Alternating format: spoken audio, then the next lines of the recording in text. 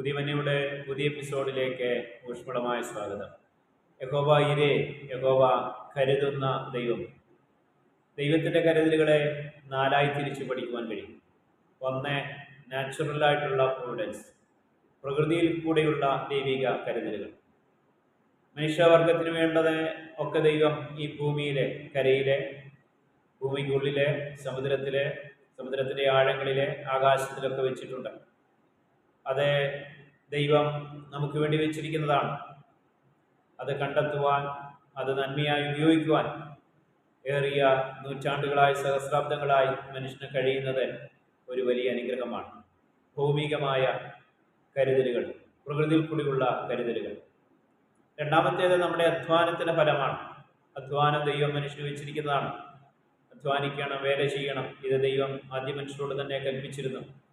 അധ്വാനത്തിന് ഫലം തരുന്നതും ആ ഫലം നഷ്ടപ്പെടാതെ സൂക്ഷിക്കുന്നതും ആ ഫലം അനുഭവിപ്പാൻ നമുക്ക് ആയുസ്സും അവസരവും നൽകുന്നത് ദൈവത്തിൻ്റെ കരുതലാണ്.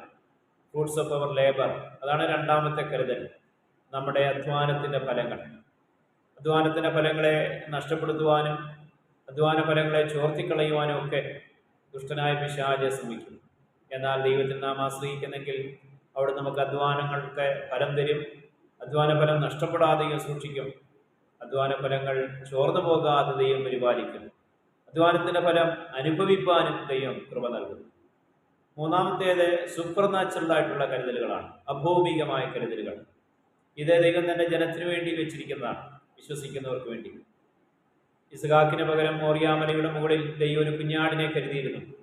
അവർ ദൈവത്തെ അനുസരിച്ചപ്പോൾ, ദൈവത്തെ ആരാധിച്ചപ്പോൾ ആ കരുതൽ കാണുവാനും ഇസ്ഹാക്കിന് പകരമായി കുഞ്ഞാട് യാഗമാക്കപ്പെടുവാനും ഇടയായി. ഏലിയാവെന്ന ശക്തമേറിയ പ്രവാചകൻ അഹാബിന്റെ കൊട്ടാരത്തിൽ ദൂതറിയിച്ചു ക്ഷാമത്തെക്കുറിച്ച്. ഏലിയാവിനോട് ദൈവം പറയുന്നു, കെരീത് തോടിനരികെ പാർക്കുക, ആ തോട്ടിൽ നിന്ന് കുടിക്കണം. രാവിലെ പോയിട്ടും ഞാൻ കാക്കി അയക്കും, അപ്പോ ഇറച്ചിയുമായി. കുറേ കാലം അതുപോലെ സംഭവിച്ചു. അപ്പോ ഇറച്ചിയുമായി കാക്ക എത്തി. അത് അഭൗമികമായ കരുതലാണ്. കെരീത് തോട്ടിലെ വെള്ളം നാച്ചുറലായിട്ടുള്ള കരുതലാണെങ്കിൽ അപ്പോ ഇറച്ചിയുമായിട്ട് കാക്കി എത്തിയത് അഭൗമികമാണ്, സ്വാഭാവികമായി സംഭവിക്കാൻ സാധ്യതയില്ലാത്തതാണ്. തൻ്റെ ജനം മരുഭൂമിയിൽ കൂടെ യാത്ര ചെയ്തപ്പോൾ വേരേറ്റ് തളർന്ന് മരിച്ചു പോകാതിരിക്കുവാൻ ദൈവം മേഘസ്തംഭം നൽകിയതും രാത്രിയിലെ വെളിച്ചത്തിനായി അഗ്നിസ്തംഭം നൽകിയതും മരുഭൂമിയിൽ കൃഷി ചെയ്ത് ആഹാരം കണ്ടെത്തുവാൻ കഴിയാത്തതിനാൽ മന്ന എന്ന വിശേഷപ്പെട്ട ഭക്ഷണം ആഹാരമായി നൽകിയതും പാറകളെ പിളർന്ന് നദികളെ ഒഴുക്കിയതും ഒക്കെ അഭൗമികമായ കരുതലാണ്. സൂപ്പർ നാച്ചുറൽ പ്രൊവിഡൻസ് ആണ്. ദൈവം നമുക്ക് വേണ്ടി അഭൗമികമായി കരുതൽ. യേശുക്രിസ്തു ഈ ലോകത്തിലായിരുന്നപ്പോൾ ഇതുപോലെ അനേകർക്ക് വേണ്ടി കരുതി. കാനാവിലെ കല്യാണ വീട്ടിൽ വീഞ്ഞ് തീർന്നു പോയപ്പോൾ പച്ചവെള്ളത്തെ വീഞ്ഞാക്കിക്കൊണ്ട് അവർക്ക് വേണ്ടി കരുതി. 5 അപ്പവും 2 മീനും കരങ്ങളിലെടുത്ത് വാഴ്ത്തി നുറുക്കി 5000 വരുന്ന പുരുഷന്മാരും അവരോട് കൂടെയുള്ള സ്ത്രീകളും പൈതങ്ങളും ഉൾപ്പെടെയുള്ള വൻ ജനാവലിക്ക് ഭക്ഷണം നൽകി, പോഷണം നൽകി. അവർ ഭക്ഷിച്ച് തൃപ്തി പ്രാപിച്ചു. 7 അപ്പവും കുറേ മീനും കൊണ്ട് 4000 വരുന്ന പുരുഷന്മാർ, അവരോടുകൂടിയുള്ള സ്ത്രീകൾ, പൈതങ്ങൾ അവർക്ക് ഭക്ഷണം നൽകി. എണ്ണമറ്റ രോഗികൾക്ക് കർത്താവ് അഭൗമികമായ സൗഖ്യം നൽകി. അംഗവൈകല്യങ്ങൾ മാറ്റി. മരിച്ചവരെ കർത്താവ് ഉയർപ്പിച്ചു. ഇങ്ങനെ കർത്താവ് ഈ ലോകത്തിലായിരുന്നപ്പോൾ ഒട്ടനവധി സൂപ്പർ നാച്ചുറലായിട്ടുള്ള കരുതലുകൾ തൻ്റെ ജനത്തിന് വേണ്ടി ചെയ്യും. ഒന്നിലധികം പ്രാവശ്യം പത്രോസിനും കൂട്ടർക്കും ധാരാളം മീനെ നൽകി അവരുടെ പടക് നിറച്ചു. അതുകൊണ്ട് പത്രോസും പറയുന്നുണ്ട്, കർത്താവ് നിങ്ങൾക്കായി കരുതുന്നാകിയാൽ നിങ്ങളുടെ സകല ചിന്താകുലവും അവിടുത്തെ മേൽ ഇട്ടുകൊള്ളും.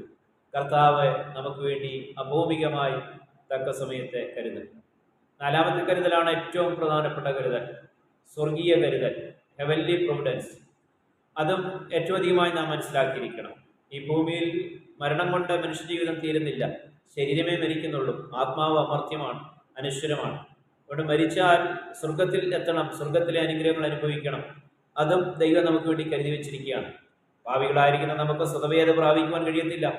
യേശുക്രിസ്തു ഈ ലോകത്തിലേക്ക് നമ്മളെ സ്നേഹിച്ചു വന്ന് മനുഷ്യ ശരീരം സ്വീകരിച്ച് മനുഷ്യനായി ഇവിടെ ജീവിച്ച് നമ്മുടെ പാപങ്ങളും ശിക്ഷകളും ഏറ്റെടുത്ത് ക്രൂശിൽ നമുക്ക് പകരമായി യാഗമായി മരിച്ചു, പാപപരിഹാര യാഗമായി മരിച്ചു.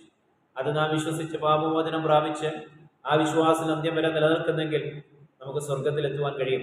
മരണത്തോടുകൂടെ നരകത്തിലേക്ക് പോകണ്ട, നമ്മുടെ ആത്മാവ് സ്വർഗത്തിലെത്തും. സ്വർഗത്തിലെത്തി തേജസ്കരിക്കപ്പെട്ട ശരീരം കിട്ടും. മാത്രമല്ല അവിടെ പ്രതിഫലങ്ങളും കിരീടങ്ങളും ഒക്കെ കർത്താവ് ഒരുക്കിയിട്ടുണ്ട്. കർത്താവിനോട് ചേർന്ന് നിത്യയുഗായുഗങ്ങൾ സ്വർഗീയവാസം അനുഭവിക്കുവാൻ കഴിയും. സ്വർഗത്തിലെ എല്ലാ അനുഗ്രഹങ്ങളും പ്രാപിക്കുവാൻ കഴിയും. അതാണ് സ്വർഗീയ കരുതൽ. ആ കരുതലും ദൈവം നമുക്ക് വേണ്ടി ഒരുക്കി വെച്ചിട്ടുണ്ട്. ഇങ്ങനെ 4 കരുതലുകൾ ദൈവം നമുക്ക് വേണ്ടി ഒരുക്കി വെച്ചിട്ടുണ്ട്. ഒന്ന്, പ്രകൃതിയിൽ കൂടെയുള്ള കരുതലുകൾ. രണ്ടാമത്തേത് നമ്മുടെ അധ്വാനത്തിന്റെ ഫലം. ഇത് രണ്ടും എല്ലാ മനുഷ്യർക്കും ഉള്ളതാണ്. മൂന്നാമത്തേത് തൻ്റെ മക്കൾക്ക് വേണ്ടിയിട്ടുള്ളതാണ്.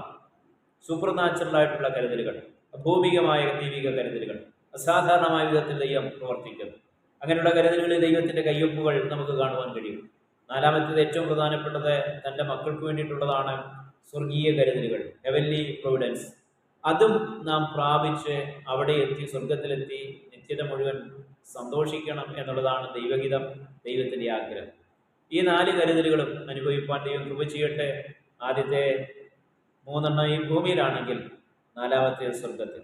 ഈ 4 കരുതലുകളും ധാരാളമായി ഒട്ടനവധി ഉദാഹരണങ്ങളിൽ കൂടെ തിരുവഴുത്തിൽ ധാരാളം പ്രാവശ്യം പരാമർശിച്ചിരിക്കുന്നു. ദൈവം കരുതുന്ന ദൈവമത്രേ, യഹോവ കരുതുന്ന ദൈവമത്രേ, യഹോവ ഈരേ, യേശു ക്രിസ്തു നമുക്കായി കരുതും.